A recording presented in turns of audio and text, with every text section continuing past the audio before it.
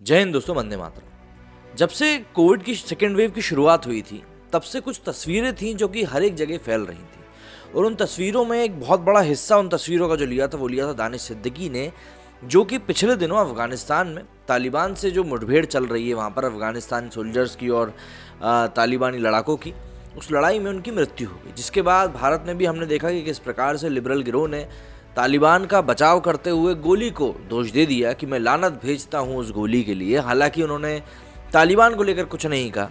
जाहिर सी बात है, तालिबान को लेकर बोल देते तो कईयों की क्या बताएं, बहुत सी चीज़ें रुक जाती। खैर ठीक है, लेकिन इस बात का अंदेशा लगाया जा रहा था कि भाई तालिबान को इस चीज़ का अफसोस ज़रूर होगा कि उसने ऐसे शख्स की निशंस हत्या कर दी। इस बात को लेकर लोगों में कयास लगाए जा रहे थे। लेकिन ऑफ इंडिया के ऊपर आज एक आर्टिकल देखा जिसमें कि दैनिक भास्कर के हवाले से एक बहुत बड़ी खबर बताई जा रही है इसी घटना को लेकर, जिसमें कि दानिश सिद्दीकी का भी जिक्र है और तालिबान के ही एक इंसान का भी जिक्र है। तो ये आर्टिकल मैं आपको बताता हूँ।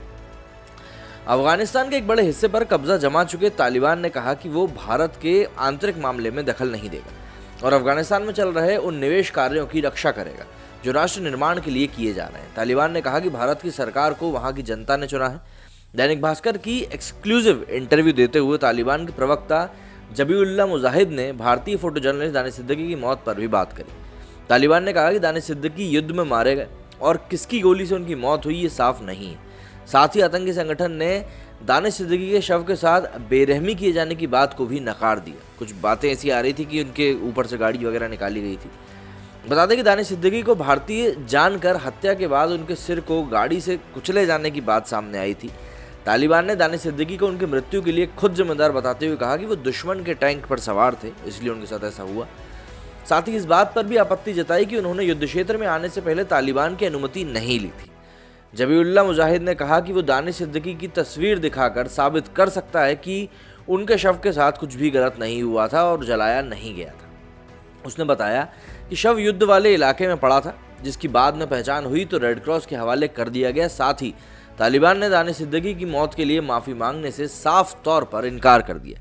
दैनिक भास्कर के साथ बातचीत में जबीउल्लाह मुजाहिद ने कहा कि भारत या भारतीय संस्थाओं के साथ उसकी किसी भी माध्यम से बातचीत नहीं चल रही है। साथ ही भारत को चेताया कि वो अफगानिस्तान की सेना की कोई मदद ना करे।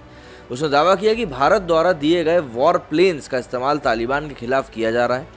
कश्मीर के मुद्दे पर शांतिपूर्ण समाधान की बात करते हुए तालिबान के प्रवक्ता ने कहा कि कश्मीरियों के अधिकार नहीं रौंदे जाने चाहिए। उसने कहा कि तालिबान भी वही चाहता है जो कश्मीरी चाहते हैं। उसने भारत से अपील करी कि वो अफगानिस्तान में सैन्य मदद की बजाय आर्थिक व मानवीय मदद भेजे ताकि यहाँ के लोगों की मदद हो सके। पाकिस्तान के साथ अच्छे संबंधों की बात करते हुए उसने कहा कि लाखों अफगानी शरणार्थी वहाँ रहते हैं। उसने कहा कि महिलाओं को वही अधिकार दिए जाएंगे जो इस्लाम में दिए जाते हैं। बता दें कि पुलित्जर अवार्ड विजेता फोटोग्राफर दानिश सिद्दीकी के बारे में अफगानिस्तान के कमांडर बिलाल अहमद ने खुलासा किया था कि उनके शव के साथ बर्बरता करी गई थी। उन्होंने इसका कारण बताते हुए कहा था कि चूंकि दानिश सिद्दीकी भारतीय थे और तालिबानी भारत से नफरत करते हैं, इसलिए उनके शव के साथ ऐसा किया गया। 16 तारीख को हुई इस वारदात के बारे में भारतीय वामपंथी मीडिया ने गोलीबारी में मारे जाने की इसकी बात कही थी और गोली को दोष भी दिया था कई लोगों ने। तो इस तरीके से अब तालिबान की जो बात सामने आई है कि भैया उन्होंने माफ़ी मांगने साफ तौर पर इनकार कर दिया है और उन्होंने कहा है कि हमारी उसमें कोई गलती नहीं थी, वो वॉर के एरिया में थे और उन्होंने अनुमति नहीं मांगी थी।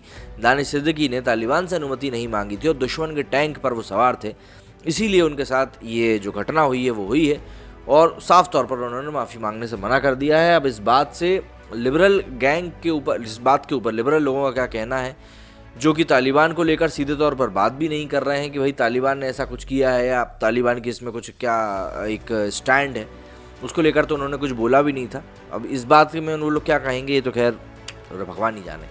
तो आपका क्या कहना है इस मामले में, मुझे इसमें कमेंट करके ज़रूर बताइएगा। मेरे इस वीडियो में फिलहाल इतना ही। जय हिंद, जय भारत।